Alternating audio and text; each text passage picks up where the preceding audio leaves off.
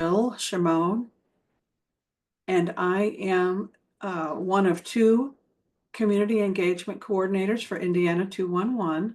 We're also joined by my fellow community engagement coordinator, Sherry Bowers-Duker, and she is going to monitor the chat for questions and also post some things in the chat while we do this webinar.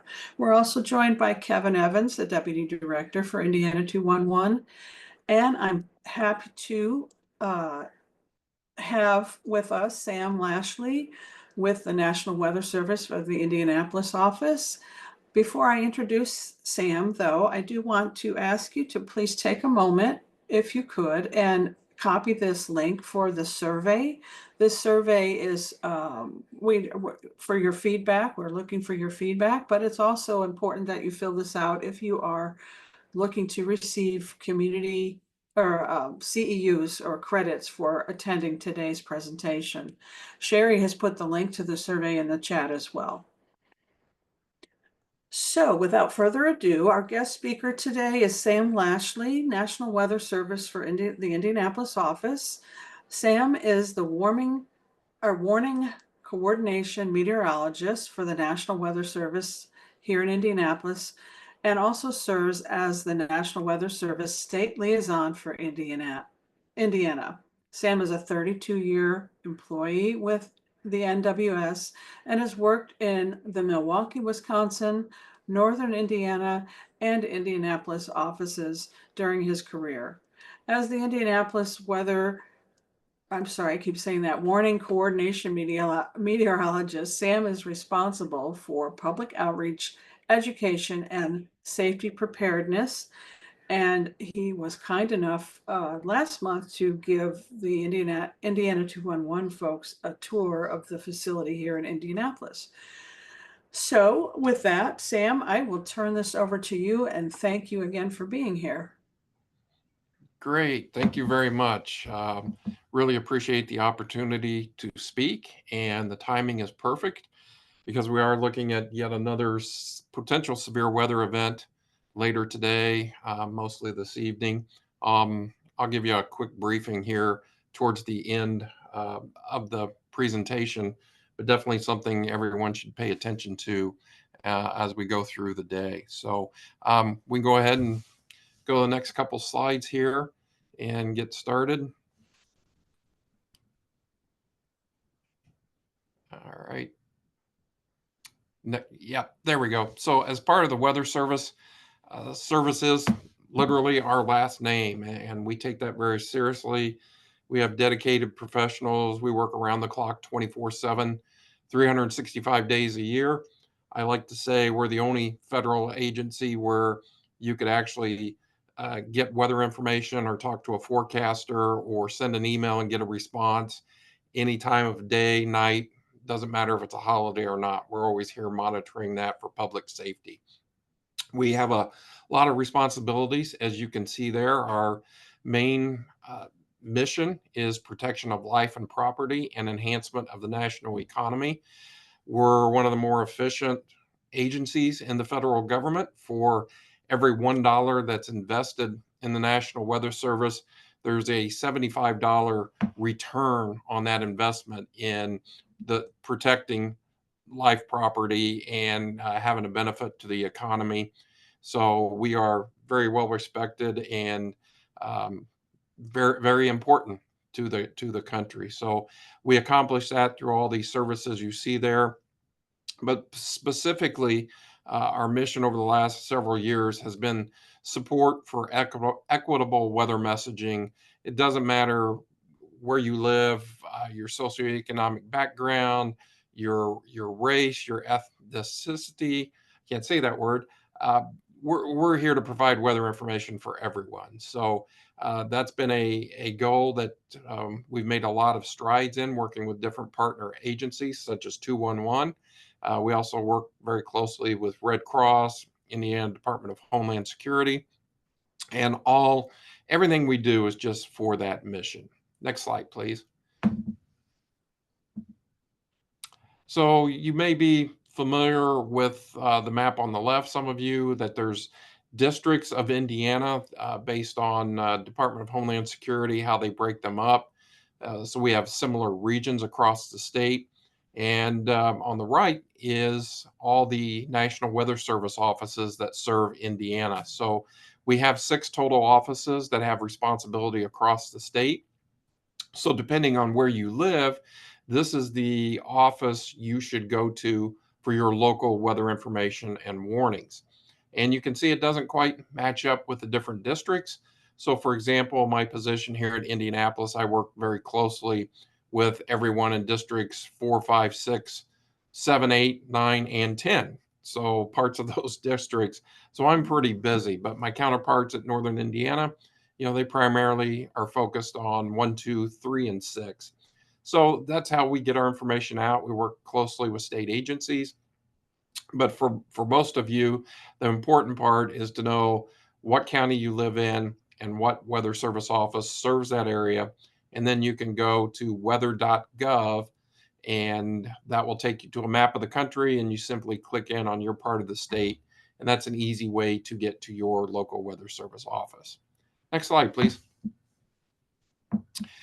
So we want to talk about preparing for severe weather and knowing the terminology. And days before an event, we issue outlooks. I'm going to show you an example here of what that looks like coming up. But for example, the last day or two, we've been talking about the potential for severe weather tonight. And that potential, the threat, has actually been slowly increasing. A couple days ago, we knew there was a chance, but our weather models are, the closer we get to an event, the more details are fed into them, more atmospheric data, and then their output gets better and better and better. So these outlooks are constantly updated. So we've been trending upwards for this severe weather event.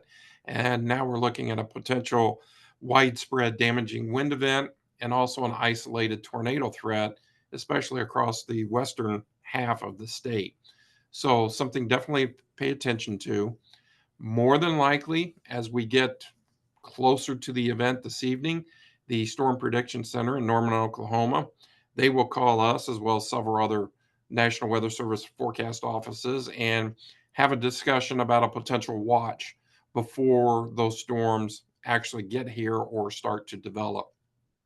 So that might be anywhere from a half hour to as much as 3, 4, 5 hours before the event. It just depends on the situation. So, in an ideal world, that watch will come out and you'll have at least a few hours ahead of the storms themselves to know what's coming. Then the local weather service offices take over. We monitor the radar, we monitor the storms, how they evolve. We take reports from trained weather spotters, and we start issuing warnings ahead of the storms before we think they're going to become severe. So that might be anywhere from just a few minutes to maybe as much as 45 minutes to an hour, depending on the situation. And when that warning comes out, that's the time to take shelter. The outlook phase, you should kind of know what your action plan is going to be, know what your plans are going to be on a specific day.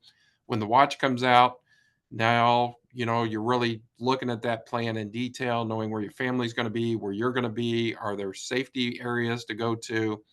And then when that warning comes out, you've already made plans, you know exactly where to go. You don't have to think about it because seconds saves lives, and you're just not going to have a lot of time when that warning comes out to be thinking about, oh, where do I go? There's not a shelter nearby. So you want to have a plan and be prepared. Okay, next slide. So here's an example of what one of those outlooks looks like. This is an example from 2023. It's broken into 2 parts. Day 1, that's the next 24 hours. So in this case, just kind of gives you a heads up, isolated thunderstorms, few thunderstorms may produce small hail. Then days 2 through 7, what can you expect over the next 7 days? And you can see there, it's a localized heavy rain flooding threat that's coming in, and some additional thunderstorms and even potential for severe weather days out. So this type of product's updated twice a day. We try and get that out very early in the morning.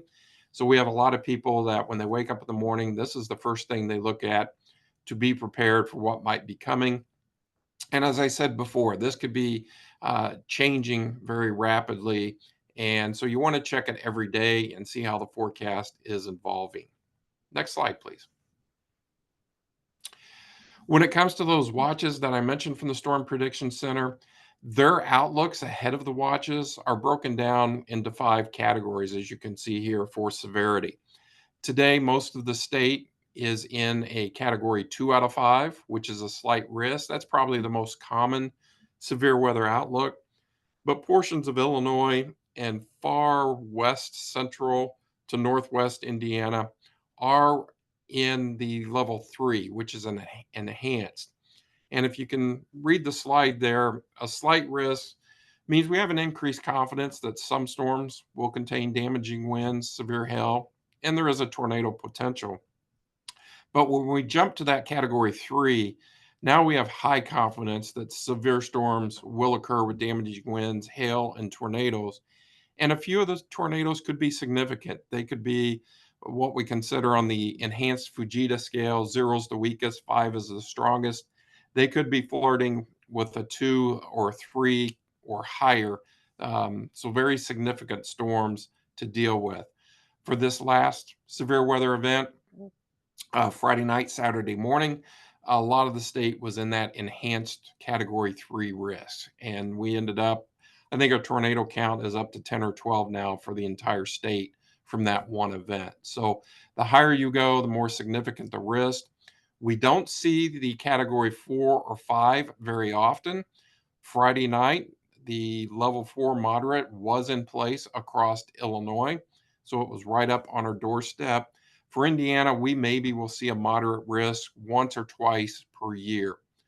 And then the high risk, that level 5, that's very rare.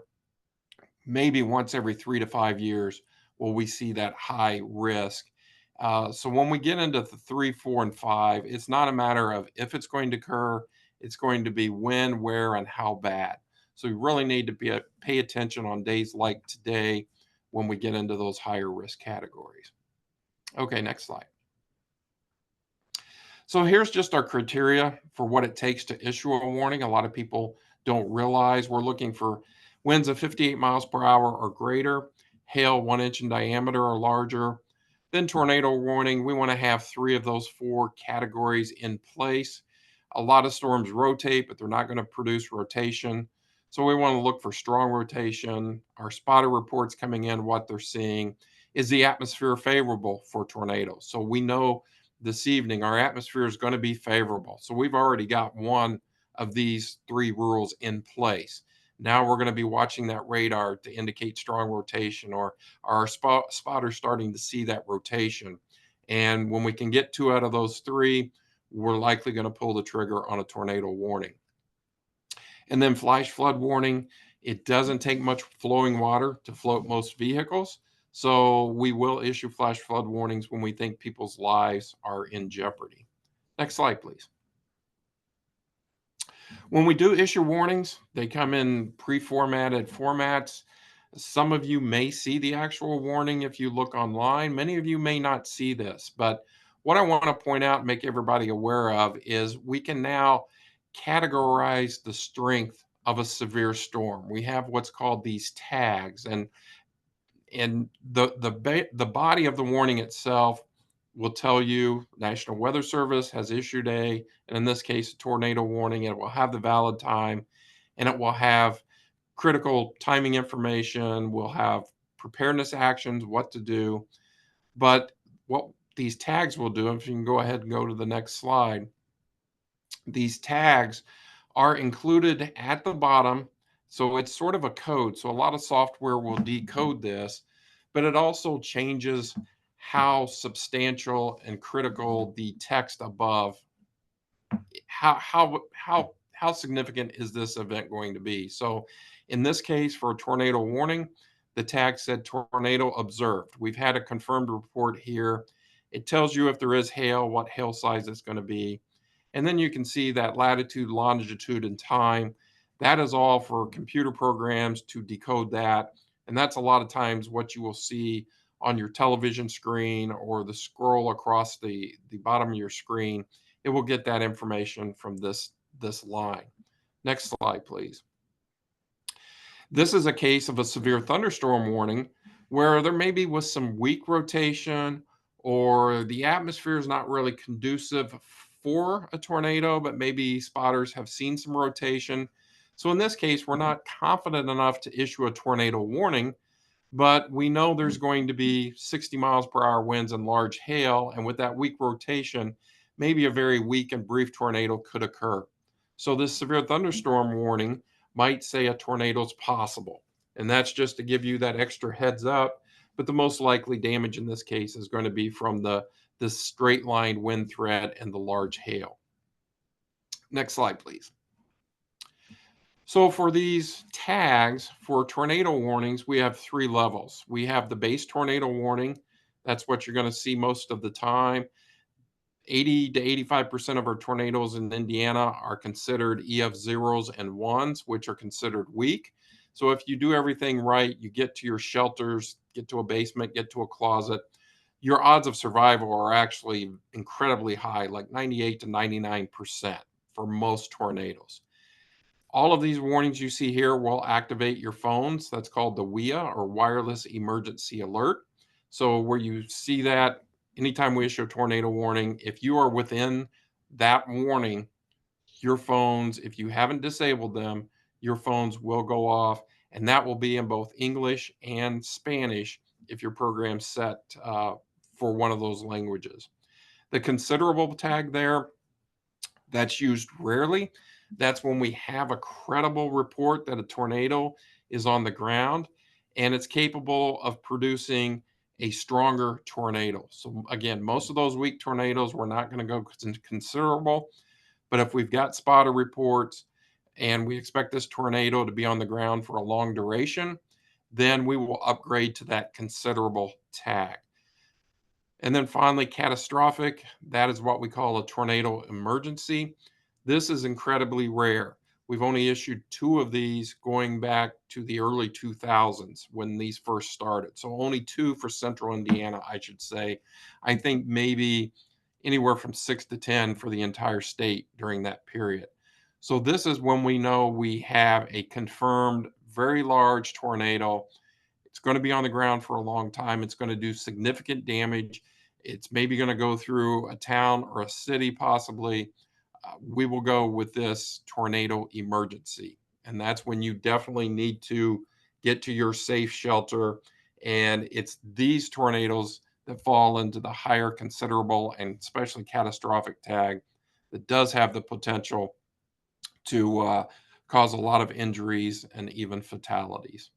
Next slide, please. We have Sam, similar. Yes. fast before you move on, sorry, we did have one question come in. We had someone say they're interested in hearing more about what spotters do and where they are located. Are they volunteers or employees? Great question. So spotters are actually just the general public, and we have spotter training. And if you go to most of your weather service websites, up at the top, we have what's called the top news of the day. There are links there to spotter training that anyone can sign up for. Our office here in Central Indiana, we're going to be offering, I think we have 4 virtual training sessions come up. So if you go to weather.gov/IND, you can see when those training opportunities are. You can sign up for them. They last about an hour and a half to 2 hours. And we encourage anyone to take the training, not only to become a spotter, but just if you want to learn more about what makes thunderstorms severe, how to be safe from them, what actions to take. So a really good question, and that's where you can start by doing that. So of course, all of our meteorologists here at the Weather Service are trained spotters, but we have thousands actually of just public citizens who have been trained on this.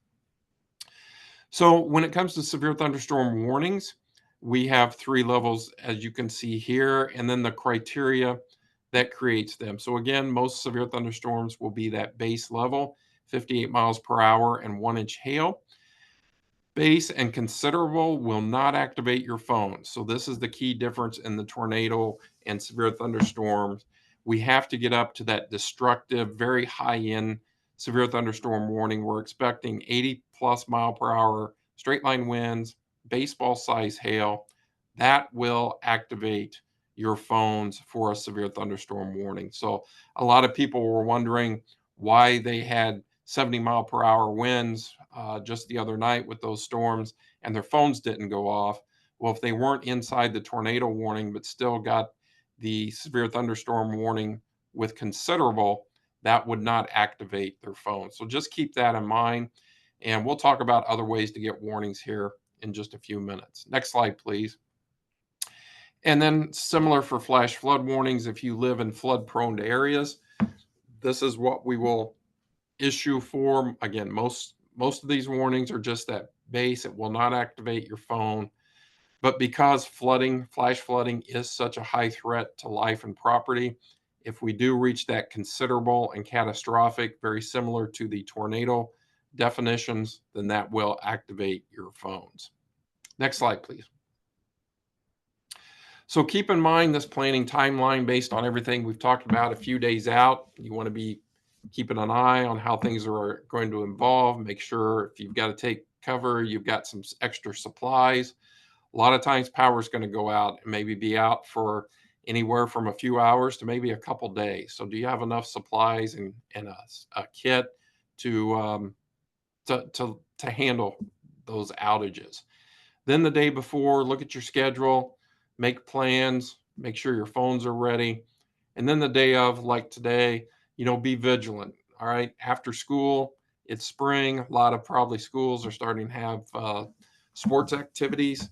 Is there a safe place to go? Pavilions are not a safe place. You want to be in a sturdy building, know where that's at, and have a way to get your warnings then and take action when those warnings are issued. Next slide, please. And just again, with tornado sheltering, mobile homes, vehicles underneath a highway overpass are not good places to be. Sure, you might see a few cases on YouTube or the internet where people have survived a tornado, but there's probably for every one, there's 10 where people did not. So just not a good option. Large open rooms like gymnasiums, auditoriums, manufactured housing, not good. There's not enough support for the roofing structures and they will collapse very easily. You want to put as many walls between you and the outdoors as possible. So getting into that interior room of a well-constructed home or building, getting into that basement, covering your head, maybe using a blanket. Make sure you have shoes on. We see a lot of times, people, they run and take cover, but they don't put shoes on. And then something happens, they come out and they end up getting injured, cutting their feet on glass or stepping on nails, things like that. So just prepare for the worst and hope for the best, especially on these high-end tornado days like we're talking about. Okay, next slide, please. So when it comes to getting weather information, I've already talked about weather.gov. So there's what that map would look like on the left. If you're traveling or you go somewhere for vacation, you're covered all across the United States by the same dedicated weather service employees 24/7 looking out for your safety. So when you go to the local office, it'll look something like that on the right. That was a case, I think, from last year. You can see down there in the bottom right, there's a severe thunderstorm watch out in the pink. And then those couple counties in southeast Indiana in orange are the severe thunderstorm warnings. You click on those counties, you'll get a detailed forecast in addition to the warning text that's in effect for that county. Next slide, please. We've designed a special page for Indiana that you can see there, and the link's being posted in the chat. But let's say you travel the state or you want to see what's happening in other parts of the state. We've combined all the Weather Service offices across Indiana and made it very easy for you to check on their local weather. And you can see those tabs down at the bottom: weather stories, forecast graphics, severe weather. Sort of a one-stop shop for getting weather information, not only locally, but nationally from our national centers like the Storm Prediction Center. Next slide. This forecast page, weather.gov/forecast points, this is really great way to get detailed information for wherever you're at. If you go to that site, you'll see a map of the United States. You can just zoom right down to the local level, click on a point, and then you can save that point. And what this will do is automatically update. This information comes straight from our forecast database at your local weather service office. And every time we update the forecast, this page will update usually within 20 minutes or so of that update. So you can see on the left kind of a general outlook for each day, but on the right, it gets down to hourly forecast. So we're coming up to the warm, hot summer season. You can see there heat indices are being displayed. So you know exactly what time of the day and what the approximate heat index is going to be, wind speeds, wind direction, chances of precipitation. So if you need that detailed information, you can get it from this page. Next slide. We did have another question come in. They Okay. said, I've seen the designation particularly dangerous situation or PDS recently. Can you explain what exactly that means for a watch or warning? Yes. So that is when we expect those high-end severe thunderstorms or high-end, very large, long-lived tornadoes to develop. So that's sort of your worst case scenario is evolving. So for warnings, that would be your tornado emergency. I believe with that last event Friday night, I think the Paducah office maybe issued a warning that had a tornado emergency and had that PDS type wording. The Storm Prediction Center, when they issue a watch, when the atmosphere is just primed for these higher end, either 80 to 100 mile per hour plus straight line winds or large, long lived tornadoes, their watch will be called a PDS watch with that information and in almost dire type wording. So, yeah, that is definitely when you hear those words, you want to make sure you have that plan of action and maybe even consider canceling outdoor plans because again it's not a matter of if it will occur, it's going to be when, where, and just how bad. So another great question, thanks for asking that. Now here's a new heat risk tool that the Weather Service puts out. I think this is very important for all of you. We have criteria for issuing a heat advisory or a heat warning. And that criteria is really based on the heat index, and it's for people who are healthy, well hydrated, sort of ideal conditions. But we all know people can suffer heat risk at much lower criteria because of existing health problems or based on the type of work they're doing. Maybe, it's a construction worker outside, it's a highway person, it's an asphalt worker where conditions are much higher. This new tool tries to pinpoint areas where maybe people will be at risk before we even reach that advisory criteria. So the reason I mention all that is because we may have a day we don't have a heat advisory out, but yet this product is showing maybe the red or even magenta high-end risk. So it is really intended for if you're not doing the proper precautions, you're not drinking enough water, or you're especially prone to heat, then you might want to be considering taking actions, even if there's not an advisory out. So you can check this page out. It is updated several times during the day, and then you can see there it goes out for several days in advance. All right, next slide, please. I think we're getting towards the end here. I tend to talk a lot, so I apologize. And I'm not seeing the screen advanced on my end. I don't know what I just did. I clicked on, I think, something on your logo. It went. Technical difficulties, we always experience it at some point. Bear with me one second. I'm trying to get back to my screen. Can you see that now? I'm still on the heat risk tool. Oh, there we go. There we go. We went backwards. Okay. Okay, there we go.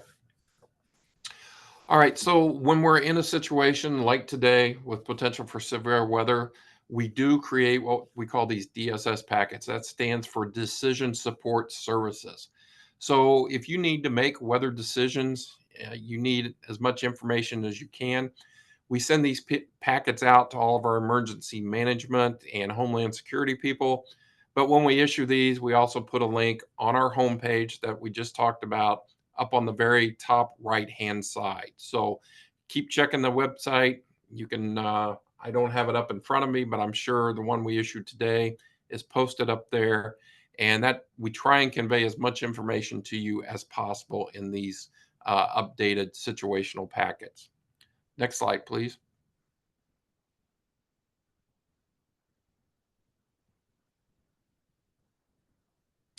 All right, as I said earlier, you want to have as many ways as possible to get warnings. You can have communication failures. Everybody, we rely on our cell phones, but if a tornado takes out cell towers, you're not going to be able to get information. So a weather radio there is a really handy tool. That's like having a weather siren in your house. Weather sirens are not meant to be heard indoors. They're called outdoor warning sirens for a reason. So these weather radios run around $35 to $40. You can program them for your specific area, and then they will alert you any time of day whenever we issue a warning. They're set to monitor for a special signal from our office. So really great to have, especially at night in these late night situations. They could literally save your lives. Your phones, again, may or may not go off depending on the type of warning we issue or if those cell towers have been taken out. The weather radio uses a radio signal, so the odds of it staying up and working are much greater. Red Cross and FEMA have some great apps, again, where you can set alerts for your local area. Ready.gov is a great website with a lot of additional helpful information and tips, and they also have an app with some alerts. And then always try and keep your television on. Your local television meteorologists are really good. We work with them closely, and they can provide you with a lot of good information. And next slide. And I think I'm going to skip this one. We'll just go ahead to the next slide since I'm a little over on time. And this is how to contact your local National Weather Service office. Now, this is specific to the Indianapolis office, but you can substitute a lot of this to your local area across the state. You can contact those offices directly to see how they prefer to be contacted. But these are our direct phone numbers. All of our offices are very engaged and active on Twitter and Facebook. I really suggest you follow your local weather service office. We do a lot of graphics posting that you are more than welcome to share if you have followings. Just anything to help us communicate the threats for severe weather. And then my contact information there at the bottom, and also our office contact information. And all of the weather service offices that cover Indiana have a very similar email, and you would just substitute their office name in there instead of Indianapolis. So that's pretty much everything I've got, and I'm happy to see if there's any more questions. We've already had 2 really good questions. I appreciate that. But that's all I've got at this point.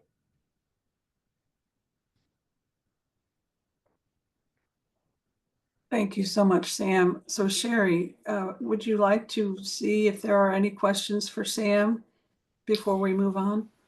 Yeah, so there are no more questions at this time. So if you have any more questions for Sam, go ahead and put those in the Q&A section. Jill will go ahead and continue, but we will come back to the Q&A section when she's finished. Okay, thank you. So how is 211 involved in all of this? Well, we are more involved after a severe event or before extreme heat and extreme cold events. So what we do is we work with the Indiana Department of Homeland Security. After a bad storm, they will determine whether or not an emergency declaration needs to be declared for a different county. So the photo or the image you see on the top there is an example of what was posted on social media by the Department of Homeland Security after Friday's storms. They declared Davies, Martin, and Pike counties. And so what that means to 211 is that we begin receiving damage reports through our call navigators. They are prompted to contact 211 and report any damage. And then what Sherry and I and our curation team do is go and pull those data reports and verify whether or not there are some needs that we need to reach out to those communities and provide additional information. And those needs could be anything from needing potable water to food to shelter to where can they go? Is there a community shelter for overnight accommodations? All of those kinds of things. So we're working alongside the Homeland Security to just not only collect the damage reports so that they can get a more comprehensive look at where around the state the needs are, whether it's for removal of debris or some electrical down power lines, dangerous situations that they would need to intervene and get the community up and running, but also so that we can make sure that we're getting the information out there about resources for the community. And so I had mentioned we also do seasonal or we curate resources for seasonal events like extreme cold, extreme warm, so that those that are unhoused or don't have power have somewhere to go. We're constantly working with different agencies around the state that may have those services available, and we're updating those resources and making sure they're activated and deactivated as needed. The other thing that we're working on throughout the year in a seasonal capacity are things like agencies that might offer free fans, box fans, things like people that do free heating and cooling service checks for their furnaces or their air conditioning. We do even have from time to time some agencies that give away free air conditioning. It's kind of more rare than the box fans, but it does happen. And so we're constantly working with these agencies and again, activating and deactivating those services as needed. And just a reminder, there are always 3 ways to contact 211 to get information about these types of resources. First and foremost, we recommend calling 211. You can dial 211 from any phone or dial the full toll-free number, especially if you live on the border of another state. It's possible your call will roll over to the next state if you simply dial 211 versus the full toll-free number. in211.org is always a good option. And then finally, you can text the zip code where you're looking for resources to 898-211 and get a live response. It's not an AI or an automated response. There is a person responding to your text. And lastly, I wanted to post these additional resources and information for you to get if you still need it. So the National Weather Service for the Indianapolis office, their web address is right there, weather.gov/IND. And I believe Sam mentioned, you can go to weather.gov and find the other offices that in Paducah, Chicago, that monitor different portions of Indiana. And then the web page for the Indiana Department of Homeland Security, that web address is here. And finally, ours, in211.org. Also, you'll notice that when Indiana 211 is looking at seasonal resources, you'll see these images on the left.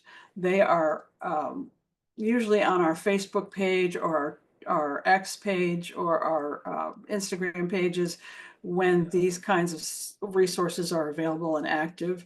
You can also go to in211.org and under marketing tools, you can download these images for your own agencies social media pages as well. And finally, I wanted to mention before we end the call, I wanted to just remind you if you would please fill out the survey, especially if you're looking for your CEU credit. And for April and May and June and July, we are going to do what we call kind of a deep dive further into the Indiana 211 data that we are collecting through our calls. So our next Indiana 211 University is slated for April 16th at 10 a.m. and that's Eastern Daylight Time. We will kind of take a further dive and discuss caller data, including our NMUT needs that we see from within your community. So it's going to be broken down into 5 regions, and we'll start with the Northwest region, and we'll look deeper into each county and what kinds of calls we're getting, but also what kinds of needs we're seeing, so that you can get a better picture of what's going on in your communities. With that, I'm going to finally post again how to reach out to our community engagement team, and that's Sherry and myself, and also the link to the survey once again. And with that, if there are any questions, please let us know right here and now, and we'll be happy to answer them. So we do have a couple more questions for Sam, it looks like. Where can we find information on what kind of emergency supplies to have in place in case of an emergency? So the ready.gov website has a lot of different sections on different type of weather hazards as well as other hazards to be prepared for. So they have some really good links there, some checklists, and that's the best source I think to go. So again, it's just ready.gov, and yeah, that's where I would definitely start. And then, in addition to that question, kind of a second part, they said also if we live in a home without a basement, where could we safely store emergency supplies to increase likelihood they won't be destroyed in an extreme weather situation like tornado or flooding? Yeah, that I would say is going to be wherever your safe room is, where you're going to be. So, for example, without a basement, that's probably going to be a closet or a bathroom in the center of the home. You want to be away from windows, and again, as many walls between you and the outside as possible. So, let's say it is a closet, then I would keep those supplies there because that's where you're going to be ideally. And if something were to happen, many times you might not be able to get out immediately. So you would at least have those supplies there with you until first responders arrived or volunteers arrived to help you get out. And then we had someone ask if you have any tips for pet safety. That is a great question. And it's been studied that, especially for hurricanes, people would not leave without their pets. So now a lot of emergency actions take into account um, pets and getting them to safety with their owners. So again, that ready.gov site, FEMA has some pamphlets and brochures out there about how to actually prepare and have your pets prepared and what to do for them. And tying that back to the previous question, you should remember to have extra water and food in your safety kits if you do have pets. Um, so yeah, ready.gov, and you can just search.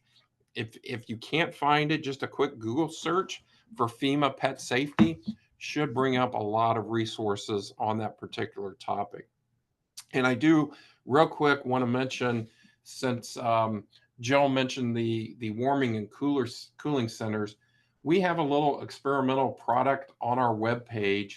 So again, weather.gov/IND. This is only on our Indianapolis page, but there's a tab that says forecast right in the center of the page. And down at the bottom of that drop-down list is something called warming and cooling centers. And what we're doing is from our weather forecast database, we're actually showing you for the upcoming summer, you would click on cooling centers. And actually, now that I see that, we do have this for the entire state of Indiana. But it will show you the probability of us reaching or exceeding certain temperatures on certain days.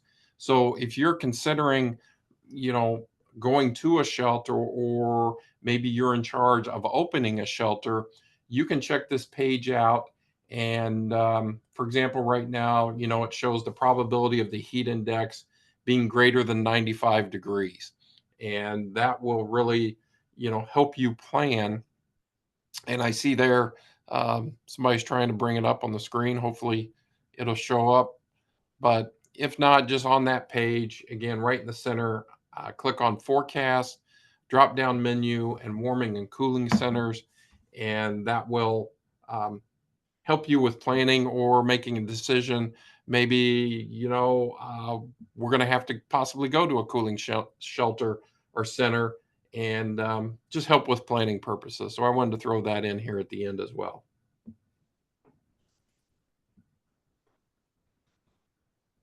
Thank you. My driving skills weren't so great, but I did find it. I Jill, was, we're oh, still seeing the PowerPoint and not the website, if that's what you're trying to show. huh. Interesting. I show that I'm still sharing, but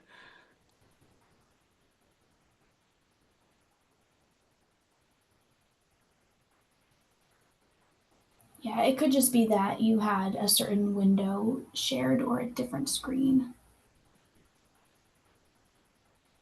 There we go.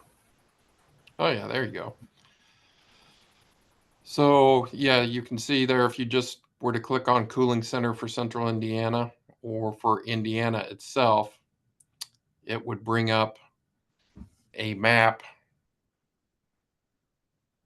I'm sorry. If you go back, this is, yeah, right there. oh, I see. Okay.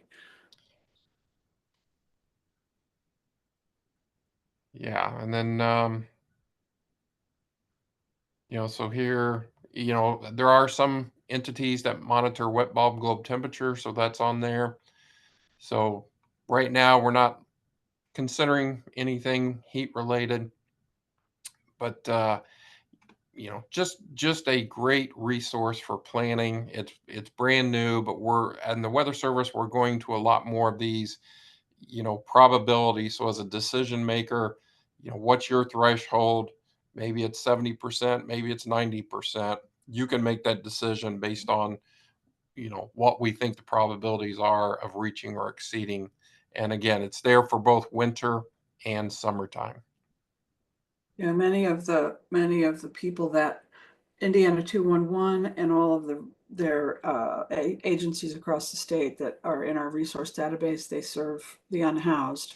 So we're always trying to make sure that they have somewhere to go during the extreme cold or the extreme heat, be it a day shelter or an overnight place. So Yeah, and this was a direct result of you know, decision makers saying we need something to help us. So our IT staff put this together, and we're always open for feedback on it.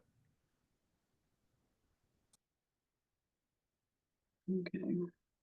So under our on the in211.org page, under seasonal, you will find things like winter coat programs, but also air conditioning and fans for the extreme heat, and other seasonal resources like warming shelters and cooling shelters. This is where you would go to look for that information. Along the top, we have the warming center button still activated because it's Indiana and we just don't know when it's going to drop below 40 again.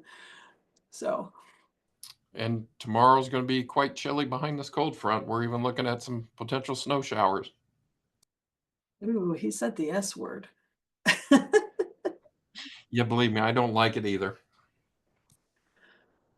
Well, if there are no more questions, Sam, I do want to say thank you again. I do know that when I toured your facility and you explained all of the resource and the constant surveying of the weather, I felt a whole lot safer living in Indiana, or as they call us, the Tornado Alley. So it made me feel so much better because I'm phobic about this kind of stuff anyway. But I just appreciate all that you do, and we're grateful that you were able to speak with us today. Well, thank you very much. And I'm more than happy to speak with you. This was great. And thanks for having me. All righty. Any other questions, Sherry? Nope, there have been no more questions come in. Okay, well, thank you everyone for joining us today.